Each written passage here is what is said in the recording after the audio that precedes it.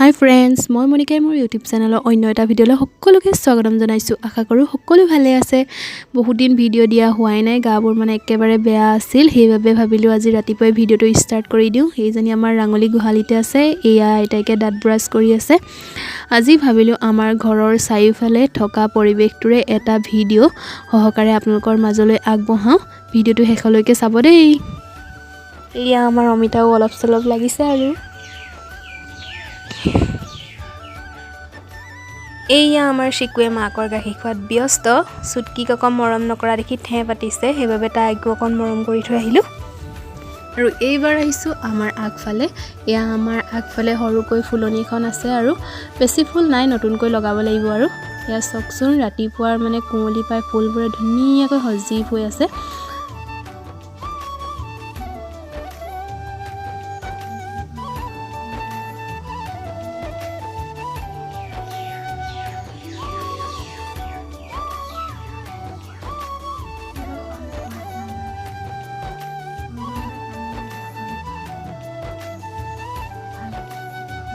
আৰু এইজোপা হৈছে মোৰ মৰমৰ তুলসী গছজোপা, য'ত মই পুৱা গধূলি সেৱা কৰোঁ।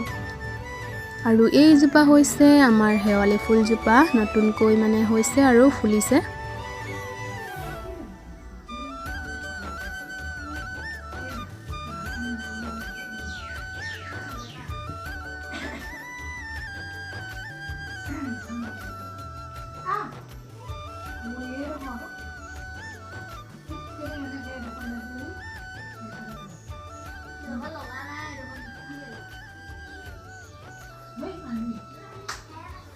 আৰু এইজোপা আমাৰ অমিতা নতুনকৈ লাগিছে। আৰু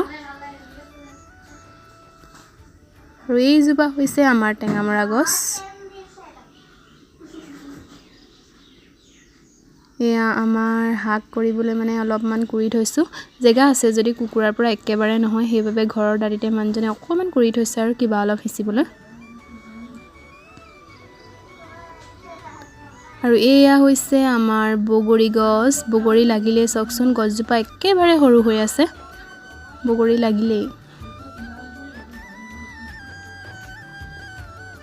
এইবাৰ গা পা ধুই মেলি ধুনীয়াকৈ চাহ এখন বনাই খাই ল'লোঁ। মানে কালি পুৰি থোৱা ৰুটিও আছিল, লগতে চেনিকল দুটাও লৈ ল'লোঁ। আৰু এইজনী হৈছে আমাৰ বৌক চাওকচোন কেনেকুৱা লাগিছে। মই অকণমান আজি কাজল লগাই দিলোঁ। বৌ মানে চকুকেইটা বহুত খজুৱাইছে কৈ আছিলে, সেইবাবে কাজল লগাই দিলোঁ। চাওকচোন আমাৰ বৌটিক কেনেকুৱা লাগিছে।